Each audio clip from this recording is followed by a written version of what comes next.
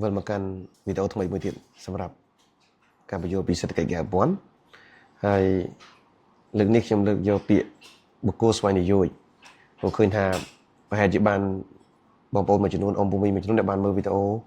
មុនក៏ដោយមើលតាម YouTube ផ្សេងនៅពេលដែលគេនិយាយពីបងសសគេលើកយកទៅពាក្យស្វ័យនយោជបុគ្គលស្វ័យនយោជហ្នឹងស្អីគេបាទពិបាកស្ដាប់ពិបាកហៅទៀតអញ្ចឹងកន្លែងនេះខ្ញុំចង់យកពាក្យនេះមកនិយាយហើយលើកឡើងបញ្យលអ៊ំភូមិបងប្អូនទាំងអស់គ្នាទាំងអ្នកសេដ្ឋកិច្ចការព័ន្ធនិងអ្នកមិនសេដ្ឋកិច្ចការព័ន្ធដើម្បីឲ្យយល់ឲ្យដឹងថាស្អីឬក៏មានន័យថាម៉េចពាក្យថាបុគ្គលស្វ័យនយោជនឹងឯងបាទអញ្ចឹងកុំឲ្យខាត់ពេកខ្ញុំសូម highlight តែម្ដងសម្រាប់ពាក្យស្វ័យនយោជបាទក៏លោកបងប្អូនយើងអត់ចេះអានខ្ញុំដាក់ពាក្យខ្មែរនឹងតែហ្មងដែលខ្ញុំដកស្រង់ចេញពីគេអានទំព័រថ្មីបាទដែលគេអានថាម៉េចស្វ័យនយោជអញ្ចឹងស្វ័យនយោជអានតាមសម្រាយគឺស្វ័យណូដាក់ស្អ៊ីនិយោដាក់ស្អោនិងចនយោជបាទអញ្ចឹងស្វ័យនយោជនៅក្នុងភាសាអង់គ្លេសស្វ័យមកពាក្យថា self ហើយនយោជហ្នឹងគេហៅថា employ មកពីពាក្យថា self employ បាននៃនៃសេចក្តីខ្លីថាអ្នកដែលប្រកបរបរឬក៏ជាអ្នកដែលចិញ្ចឹមគេហៅថាមានមុខរកចំណូលផ្ទាល់ខ្លួនប្រកបការងារឬមុខរបរចំណូលផ្ទាល់ខ្លួនឯងបាទនៅក្នុងន័យអង់គ្លេសប៉ុន្តែន័យស្វ័យនយោជនេះនៅក្នុងវចនានុក្រមខ្មែរឆ្នាំ2022របស់ក្រមប្រឹក្សាជាតិភាសាខ្មែរនៃរាជបណ្ឌិតសភាកម្ពុជាវាជាពាក្យមួយដែលចាត់ថ្នាក់តែក្នុងជាពាក្យនៅក្នុងវិស័យសេដ្ឋកិច្ចនិងហិរញ្ញវត្ថុបាទហើយនៃសេចក្តីនេះមិនពិបាកយល់ទេខ្ញុំដាក់នៅក្នុងនោះស្រាប់អញ្ចឹងខ្ញុំសូមដាក់វីដេអូខ្ញុំឲ្យតូចបន្តិចនៅក្នុងនេះបុគ្គលស្វ័យនយោជជាងការខ្ញុំចង់គូសវាបន្តិចគឺទី1គឺការប្រកបការងារមុខរបរចំណូលផ្ទាល់ខ្លួនបាទមុខរបរប្រកបរបរការងារឬមុខរបររកចំណូលផ្ទាល់ខ្លួនដោយមិនពាក់ព័ន្ធនឹងប្រាក់ឈ្នួលមិនពាក់ព័ន្ធនឹងប្រាក់ឈ្នួលបានន័យថាគេមិនបែនបើកប្រាក់ខែឲ្យសូមបញ្ជាក់ថាគាត់មានអាជីវកម្មឬក៏ចំណូលឬក៏មុខរបរខ្លួនឯងការងារខ្លួនឯង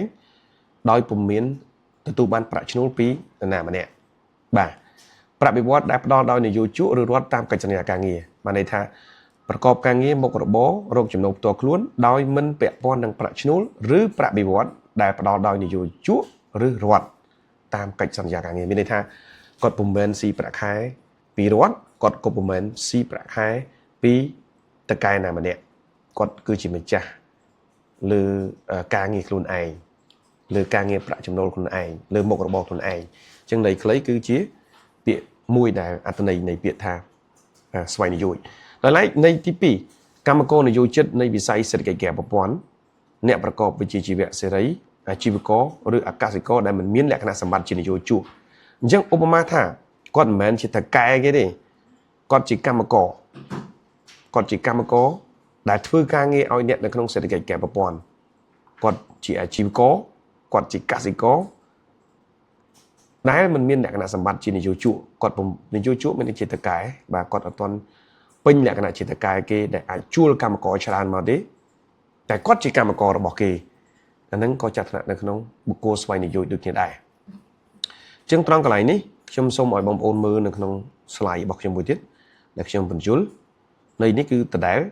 យកចេញពីវចនានុក្រមរបស់វចនានុក្រម2022របស់ក្រមប្រឹក្សាជាតិភាសាខ្មែរនៃរាជបណ្ឌិតសភាកម្ពុជាឡើយខ្ញុំឧទាហរណ៍វិញខ្ញុំគិតថាបងប្អូនប្រហែលជាអាចស្រួលយល់អមភូមិស្រួលយល់អញ្ចឹងនរណាខ្លះជាបុគ្គលស្វ័យនយោជអញ្ចឹងនៅក្នុងភាសាបច្ចេកទេសទី1អាជីវករអ្នកលក់ដូរខ្ញុំបញ្យល់ងាយអ្នកលក់ដូរតាមកញ្ច្រែងកញ្ជើម្ចាស់តូបលក់ទំនិញតូចតាចអ្នកលក់ម្ហូបអាហារតាមចិញ្ចើមផ្លូវអ្នកលក់អនឡាញអ្នកលក់ដូរតាមផ្សារបាទបងប្អូនខ្លះឆ្ងល់អ្នកលក់អនឡាញខ្លះតកែបាទអ្នកខ្លះអុកញ៉ាទៀតអានេះខ្ញុំមិននិយាយថាតកែឬអុកញ៉ាទេប៉ុន្តែនៅក្នុងភាសាបច្ចេកទេសគាត់ក៏ជាបុគ្គលស្វ័យនយោជដែរនិងអ្នកលក់ដូរដែលតាមផ្សារដែលមិនមែនជាម្ចាស់សហគ្រាសធំសូមបញ្ជាក់ខ្ញុំបញ្ជាក់ឡើងវិញថាអ្នកលក់ដូរតាមជាលក្ខណៈកញ្ច្រែងកញ្ជើអ្នកលក់បន្លែអ្នកលក់ផ្លែឈើអ្នកលក់ត្រីបាទអ្នកលក់ចេកចៀនអ្នកលក់ចេកឆាបអ្នកលក់ប្រហិតបាទនំប៉័ងអ្នកលក់បាយឆាអ្នកលក់ bài xem cái tiêu ấy cho đẹp xemហើយម្ចាស់តូបលក់តំណែងតូចតាច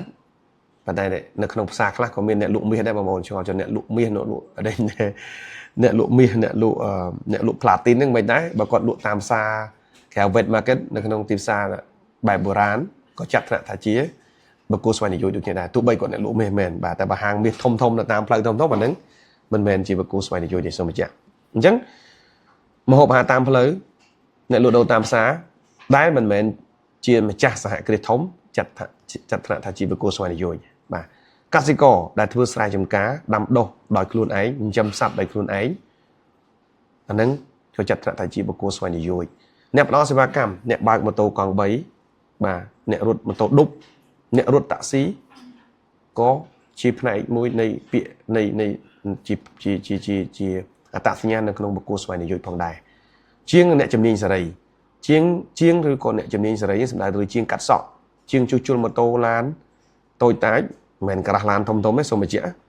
ជាងកាត់សក់ជាងជួសជុលម៉ូតូជាងប៉ះកង់ឡានប៉ុន្តែមិនមែនក្រាស់ឡានធំនេះកុំច្រឡំថាខ្លួនឯងក្រាស់ឡានហ្នឹងជាសេដ្ឋកិច្ចក្រៅព័ន្ធដែរបាទសូមបញ្ជាក់ជាងសំណងដែលធ្វើការជាសេរីធ្វើការសេរីមានន័យថាជាងសំណងដែលគាត់ម៉ៅការម្ដងម្កាលអ្នកបកប្រែអ្នកថតរូបឯករាជ្យសម្អាងការអ្នកបរិញ្ញាឯកជនបាទអ្នកសាឡនអីជាដើមបាទទាំងអស់ហ្នឹងគេចាត់ថាជាងឬក៏អ្នកជំនាញសេរីដែលចាត់ថ្នាក់ថាក្នុងជាបុគ្គលស្វ័យនិយោជន៍ដូចគ្នាដែរអញ្ចឹងអ៊ំពុំមីងបងប្អូនទាំងអស់គ្នាដែលលក់អ្នកខាត់ស្វាយរៀងខ្ញុំឧទាហរណ៍ចុះខ្ញុំទៅបដិបដាអ្នកស្វាយរៀងមានអ្នកលក់អំបុកអ្នកដាល់អំបុកអ្នកលក់នំបញ្ចុកទាំងអស់ហ្នឹងកុំឆ្ងល់បាទអ្នកលក់នំបញ្ចុកនំបញ្ឆៅអីក៏ដោយហ្នឹងគឺសិតតែជាបុគ្គលស្វ័យនិយោជន៍អ្នកនៅសៀមរាបបាទអ្នកនេសាទបាទស្ត្រីមានផ្ទះគាត់នៅផ្ទះទៅប្តីគាត់នៅលើទូកដើម្បីនេសាទនៅតំបន់បឹងទន្លេសាបហ្នឹងគឺជាឧទាហរណ៍ជាក់ស្ដែងនៃបុគ្គលស្វ័យនិយោជន៍អ្នកលក់ដូរវត្ថុអនុស្សាវរីយ៍នៅក្នុងផ្សារ Pub Street អ្នកលក់ដូរអ្នកលក់បាយឆាមីឆាប្រហិតអ្នកលក់នំប៉័ងនៅតាមដងស្ទឹងសៀមរាបទាំងអស់អាហ្នឹងគឺចំតួជាបុគ្គលស្វ័យនិយោជន៍តែម្ដងអាហ្នឹងយើងឧទាហរណ៍ចំអ្នកនៅព្រៃវែងក៏ដូចគ្នាដែរអ្នកនៅតកៅគាត់ទៅក្នុងផ្សារអ្នកលក់ដូរក្នុងផ្សារព្រៃក្បាស់និយាយចំតែហ្មងទៅទាំងអស់ហ្នឹងអ្នកលក់ដូរតាមតូបនីមួយសូម្បីតែជាងមាសក៏ដោយជាងផ្លាទីនក៏ដោយអ្នកលក់មាសនៅក្នុងផ្សារហ្នឹងក៏ដោយក៏ចាត់ថ្នាក់ថាជាបុគ្គលស្វ័យនិយោជន៍ដូចគ្នាដែរបាទអញ្ចឹងឲ្យច្បាស់ខ្លួនឯងហើយពាក្យហ្នឹងថ្ងៃក្រោយចំណាំហើយអាចស្ដាប់ទៅយល់នៅក្នុងភាសាអង់គ្លេសខ្ញុំនិយាយឡើងវិញដដែលថាជាពាក្យថា self employed នៅក្នុងខ្មែរគឺស្វ័យនិយោជន៍ស្វ័យហ្នឹងដោយខ្លួនឯងនិយោជន៍ហ្នឹងគឺអាជីពការងារអញ្ចឹងប្រកបរបរដោយខ្លួនឯងអញ្ចឹងអត្ថន័យនេះសំខាន់មែនទែនពីព្រោះថានៅក្នុងការធ្វើបសសពីមុនបងប្អូនយើងគ្រាន់តែកាន់តញ្ញប័ណ្ណអញ្ជើញទៅកាន់ការិយាល័យបសសគឺយើងធ្វើបានដែរប៉ុន្តែឡើយសម្រាប់បុគ្គលស្វ័យនិយោជន៍ទាំងអស់ត្រូវទៅទី1បងប្អូនត្រូវទៅធនាគារដែលជាដៃគូទាំងបច្ចុប្បន្នមានធនាគារ9ដែលជាដៃគូរបស់ធនាសេដ្ឋកិច្ចក្រៅប្រព័ន្ធក៏ដូចជាបសសគឺចុះទៅឲ្យពួកគាត់ចុះក្នុងធនាសេដ្ឋកិច្ចក្រៅប្រព័ន្ធសិនគេហៅ KMI ហ្នឹងឬទី2បងប្អូនចូលរួមបណ្ដុះបណ្ដាលចូលរៀនតាមបណ្ដុះបណ្ដាលដូចជាអង្គភាព BKD Academy យើងជាដើមនិងក្រុមហ៊ុនផ្សេងៗទៀតដែលគាត់បានទទួលអាជ្ញាប័ណ្ណឬក៏លិខិតអនុញ្ញាតពីដៃគូឬក៏ពីក្រសួងពាក់ព័ន្ធត្រឹមត្រូវលោកបណ្ដុះបណ្ដាលឲ្យលោកបានចេញជួយចុះមិនចេញទេសូមបញ្ជាក់ថាជួយចុះទេជួយចុះឈ្មោះដើម្បីទទួលបានវិញ្ញាបនបត្រចុះគេហៅវិញ្ញាបនបត្របញ្ជាក់ថាសេដ្ឋកិច្ចក្រៅប្រព័ន្ធនឹងឯងអញ្ចឹងទើបបានអានឹងហើយបានយើងយកផ្សារភ្ជាប់ជាមួយនឹងតញ្ញប័ណ្ណនឹងមានរូបថតអមជាមួយខ្លះផងរូបថតនៅក្នុងទូរស័ព្ទដើម្បីបញ្ជាក់ថាយើងពិតជាអ្នកអាជីវករអ្នកលក់ដូរកសិករអ្នកផ្ដល់សេវាឬក៏ជាងអ្នកជំនាញសេរីពិតមែនដើម្បីយកទៅធ្វើបានបសសអញ្ចឹងពីនេះទៅយើងចេះពាក្យស្វ័យបុគ្គលស្វ័យនិយោជន៍ឲ្យដឹងខ្លួនឯងថាយើងធ្វើបសសបានតាមរយៈការដែលយើងចុះខ្លួនឯងចុះអាជីវកម្មអាជីពរបស់ខ្លួនឯងហ្នឹងនៅក្នុងធនាសេដ្ឋកិច្ចក្រៅប្រព័ន្ធដើម្បីទទួលបានឱកាសធ្វើបសសទទួលបានលក្ខខណ្ឌគ្រប់គ្រាន់លើកយកលក្ខណៈសម្បត្តិគ្រប់គ្រាន់ដើម្បីទៅធ្វើបសសហើយនឹងដើម្បីទទួលបានអត្ថប្រយោជន៍លើការបណ្ដុះបណ្ដាលជាច្រើនទៀតដូចខ្ញុំបានហើយបើសិនជាដឹងថាចង់ដឹងថាផលប្រយោជន៍អ្វីខ្លះសូមបងប្អូនទាំងអស់គ្នាអាចមើលវីដេអូពាក់ព័ន្ធរបស់យើងនឹងឃើញហើយតើអ្នកដែលបានវិញ្ញាបនបត្រសេដ្ឋកិច្ចក្រៅប្រព័ន្ធហ្នឹងបានអីខ្លះអញ្ចឹងពុំមែនត្រឹមតែជាបសសទេគឺមានប្រយោជន៍ច្រើនណាស់ដូចវីដេអូមុនដែលខ្ញុំលើកឡើងពីអត្ថប្រយោជន៍អញ្ចឹងគឺសូម mưa đào dục cho tụi đá về buồn hà về khác dương như phải dọn chứ hắn bên này dương ở bàn xoay nạc này hay dương ở bàn được tu bò miến vừa ở bom ôn đã cất đặt luôn ấy chỉ nè đôi khi có phải cái bọc lụa lại tạm chạm lấy này cất đặt luôn ấy những việc tội tai mình bàn phải dọn ấy ta men tên ta cứ dương như phải dọn chỉ chứ hắn đã rị rồi thập bị bàn lụa bàn đào chún hai đôi bùm bàn cất lôi nụ tỉ lượn lênแต่บอลซ้อมมือกดได้บอลโอนบ้องไปปีกเทียนไปจำค้ามือเมินแผมบอลผมมือร้อยขนมรูปเพียบจีบโกสไวนิยอยดอกเป็นนังตื้อสำหรับบอลโอนได้จีมันตรายจิกาบอลโอนได้กดมีได้ปะปนจีมันตรายจิกาปลีที่เห็นจะด้ามคือรถปุ่มบันกัดเจงเป็นที่คือบันกัดเจงปีไปจับประบิวัตปุยแต่หอยสมบัติหลังเบ้นทั้งพอไปยาวคือตัวบันชราเหมือนเดิมอมปูเมงลุตรีลุbà hạt lụa học bỏ cái đó xong mà chị tha bà ai xong xoay vô bị thả bà giỏi bọc luôn để cô tụi bànហ្នឹងtoàn pe về liệt để rồi đầu thả bàn lục bàn của phong tận đã cô đái chị thì phim là mấy chui cho đông chơi này bà chẳng châu rung cho môi kia hay năng đi chìm đàn cho môi kia. Ở con